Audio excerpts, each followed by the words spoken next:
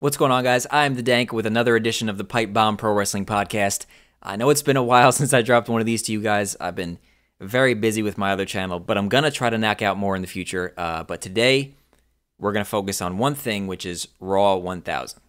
I'll do a quick run through of the segments and then give you my thoughts on the ending and where it goes from there. So, from the top, DX reunion.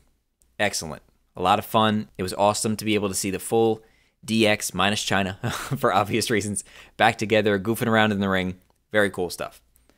Up next, the six-man tag match. It was fine.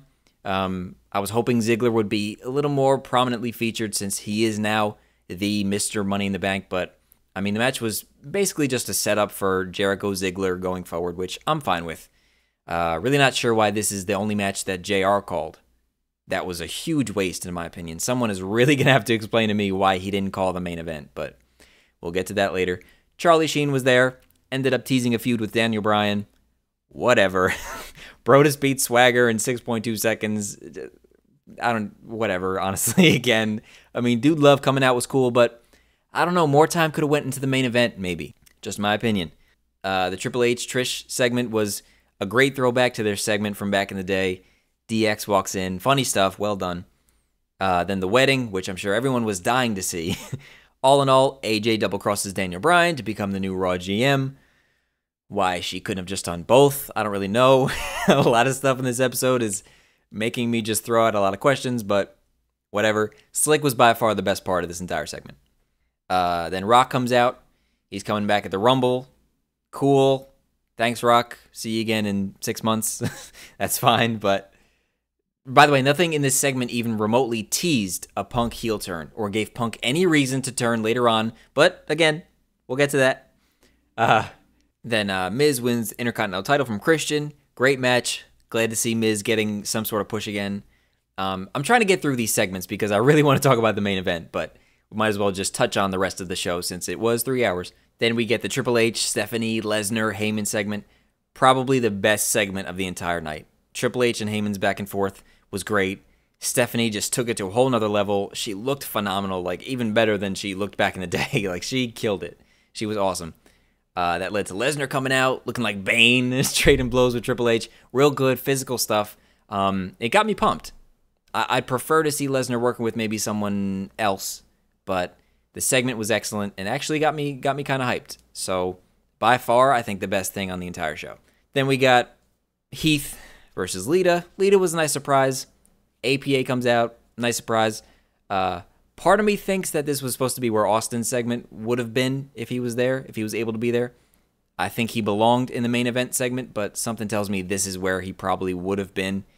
It was what it was. Legends came out, confronted Heath. I mean, it was cool. Served its purpose. That's fine.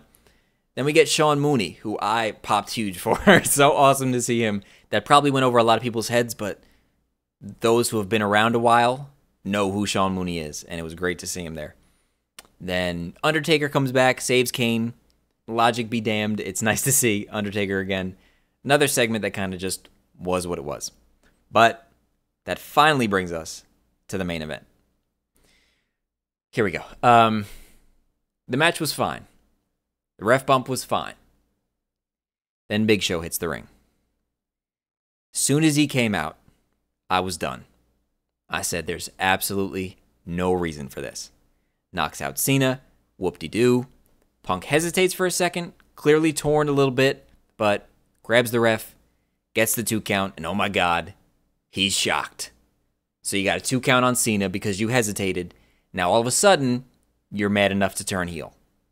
Well, hold on, I'm getting ahead of myself. Show comes in again, DQ finish, which is cheap as hell, as is. Punk lets Cena get his ass whipped, which doesn't bother me. It didn't really make Punk look any less of a babyface. I mean, him and Cena don't see eye to eye. Everyone knows that. I didn't expect him to save Cena, heel turn or not. But instead, who saves Cena? The Rock. Right. Because that makes sense.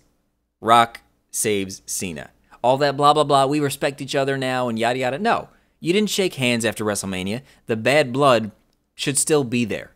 If anything, Rock should have been the one to take out Cena, not Big Show. Then Punk comes in, takes out The Rock, and now all of a sudden he's a heel. What? So you didn't help Cena, and you gave a GTS to someone who's barely ever there, and now you're a heel. What? What? Where's Austin when you need him? What? And let me tell you, this segment needed Austin so bad. So bad. Let me tell you real quick. Let me switch gears. Let me tell you how I would have loved to see this play out if it was up to me. The Cena Rock segment from earlier in the night should have been a little more uncomfortable. It should have shown that there was still bad blood there. Rock shouldn't be patting Cena on the shoulder, let alone save him in the match. Cena should have hit Rock with some sort of, "This ain't over yet, Dwayne," or whatever, to show that Cena is still mad that he didn't beat The Rock, because he should be. He should be mad that he didn't beat The Rock. How important it was to him at the time. And then Cena walks off. Rock turns around, Austin's in his face. Same as WrestleMania 27. Austin and Rock go back and forth, and then something along the lines of Rock gives Austin a backhanded comment about Rock still headlining pay-per-views and WrestleManias while Austin is in the back seat. He doesn't have to degrade Austin, just a Rocky-like comment about Rock still being on top, headlining main events, and Austin's not. Then he walks off, Austin looks pissed. Right? Main event time. Ref bump. Austin comes out. Punk's getting to his feet.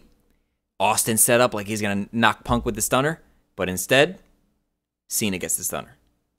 Punk looks shocked. Oh my God, what the hell? Austin flips off Punk, stuns Punk. They're both down. Austin picks up the ref, brings him back in the ring. Austin pulls Cena on top of Punk. Cena wins. Austin gets on the mic. Rocky can have whoever he wants at the Royal Rumble, but I want this tattooed piece of trash at WrestleMania. I mean, I'm stretching a bit, but it was Raw 1000. There was the opportunity for a huge fantasy payoff segment. Then you can lead to Punk being mad about losing the title. Then he can start turning on the fans for still cheering for Cena and cheering for Austin, and make the heel turn mean something. You know, the way it played out last night at that moment, in my opinion, meant nothing. Am I glad Punk's going to be a heel again? Sure. I'm excited to see how he works as a heel. He'll probably give us some great stuff, but it was so rushed and just flat out horribly executed, in my opinion. How was that the big payoff? It didn't mean anything. It kind of just happened. And people are going to say, oh, just wait till next week, see how it plays out. Come on. We know how it's going to play out. It's not like the booking cycle is going to change overnight. What's the last big angle that really had a good payoff? Last year it was the Summer of Punk, the promo that shook the world. People were talking about that all week, and it led to an excellent Money in the Bank pay-per-view. Punk wins, leaves with the title. Excellent shit. We get videos of Punk showing up at Comic-Con with the belt, and it seems like this angle is going to be long and enjoyable, and we might be in for something special. Then what happened? They rushed it. They needed a SummerSlam match because they apparently couldn't come up with anything else. They rushed Punk back in. It turned into Punk, Nash, Triple H, Cena, completely lost its edge and died out. And Punk has been coasting ever since. Don't get me wrong, I love Punk. You can tell he loves what he does. He loves the business just by watching him and hearing him talk. But really, what has happened with Punk since then? Now again, I'll say it again, it's good that Punk's heel now. Maybe he'll get some better matches, some better promos, all that stuff. But aside from having some great matches with Daniel Bryan while he was a babyface, I mean, nothing really was accomplished with Punk as the champ. And now here's the heel turn, which is fine, but it's completely out of thin air. And again, you can't say, oh, just wait to see how it plays out. We know how it's gonna play out. It'll be nice to see Punk as a heel. Maybe he'll be overshadowed less for a couple weeks, and it'll drop right back into the same cycle of booking. That's what history tells us. That's what we've come to expect now. And again, I'm going to say it one more time, nothing against Punk. He's one of my absolute favorites. He's phenomenal. But this angle was just executed so poorly, in my opinion. You might not agree with me. That's fine. And I hate having to speak negatively on what's going on with the product. I want to love this product. You can have your opinion. I'll respect yours as long as you respect mine. It just didn't work for me. I'm disappointed that this is the big angle that's been buzzing around online. You know, something big is going to happen at Raw 1000. It was disappointing. I hate to say that. Trust me, nobody wants me to love this product more than me. I want to feel like I have to tune in every week. But since WrestleMania, it's been stale and dull. Lesnar's return was supposed to light a huge fire in the company. That sizzled out pretty damn quick. Now he's going into a program with Triple H. Again, how does this help the future of the product going forward? Why can't Lesnar put over somebody else? Why can't Triple H put over somebody else? They haven't put their younger talent in positions to become bigger stars. I truly don't think they believe in Ziggler.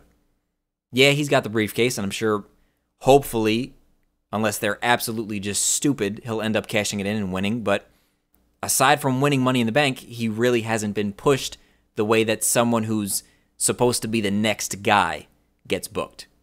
Cody Rhodes, another guy who should be getting pushed to the moon, wasn't even at Raw 1000. I mean, how do you expect anybody to care about these guys? This is what Raw 1000 accomplished. Nostalgia and a dull payoff. Here's what Raw 1000 should have accomplished. Yeah, you want to feature some legends, that's fine, but Raw 1000 was an opportunity. It was a night similar to WrestleMania, way similar to WrestleMania, where your viewing audience isn't just going to be your average Monday Night Raw viewers. You have people who stopped watching the product coming back to watch this special episode. You have old school fans, Attitude Era fans, all tuning in because it's been promoted for months and it was being pushed like an important pay-per-view. And instead of giving them something that might interest them to stay for a little bit, something to make them go, wow, that Ziggler kid's good. That Rhodes kid is good. You just kind of had everybody say, yay, Rock. Yeah, DX. Yeah, Hacksaw. You know, like, that's why come Raw 1001, while you probably have some people sticking around to just kind of see where this Punk thing turns out, a lot of them aren't going to be there anymore. You're going to be back to the normal demographic, and the cycle is going to continue. You had the opportunity to make some stars align last night, and to me, it didn't happen. What's going to happen when it's 3 hours and you don't have a DX reunion to fall back on? You don't have Rock there and Legends there to fill in some time and get some nice reactions. What's going to happen from Raw 1001 to Raw 1090 when it's just 3 hours of normal Monday Night Raw? I can't say that I'm very excited to find out. The summer is once again being focused on the big three, Punk, Cena, Triple H, with Brock thrown in. Like, I understand the 1000th episode was supposed to be a celebration, but to me, it ended up mostly being a missed opportunity, to be honest. I mean, overall, the show was fine, but it really wasn't any better than any other 3-hour special they've ever had. The SmackDown Christmas specials or the random 3-hour Thanksgiving Raw programs, whatever. It honestly, it all ended up feeling the same. Yeah, you had some nicer moments, like I said, the DX reunion was nice, but what really was truly accomplished, besides Punk turning heel, which in itself, again, I've said this 1,000 times, in itself is fine. Punk's heel now, great, but it was just so poorly done and rushed and poorly executed, and it's disappointing the way that it came off, honestly. Jerry Lawler literally had to say, it looks like Punk turned his back on the WWE Universe. Because it wasn't like hit home. It wasn't like, holy shit, Punk is a heel now. And I should probably hate him. No. He didn't save Cena, who half the universe hates anyway. And he took out The Rock, which people liked because that's badass. Those aren't heel moves. That's I don't want to complain. I don't want to bitch and moan anymore. I'm just trying to convey that I'm disappointed with what I saw last night. You might not agree. That's fine. I was disappointed overall. To me, it was no better than any other 3-hour special, and I'm not excited to see what's going to happen when it's just 3-hour episodes and The Rock's not there and DX isn't there and the legends aren't there, and it's just 3 hours based on what you got right now. I hope I'm wrong. I really, really, really hope I'm wrong. But I'm not excited about seeing the 3-hour episodes. I'm really not. So that's that. I mean, let me know what you guys thought about Raw 1000. Maybe I'm the only one who thinks this way. I'm sure I'm not. But all in all, I mean, I was a little disappointed. I'm hoping things get better. I hope things start to turn around. Because again, nobody wants me to love this product more than me. Because I've been watching it since I was 3 years old. So let me know what you guys thought about Raw 1000. And hopefully we get to see some good stuff moving forward. I am interested in seeing what Punk does with the heel turn. And I guess we just got to see where it goes from there. Am I going to stop watching? Of course not. Of course I'm not going to stop watching. So I just got to keep my fingers crossed and hope that something good comes out of this. So that's it for now. Thank you guys for watching. And I'll see you next time for the Pipe Bomb Pro Wrestling Podcast.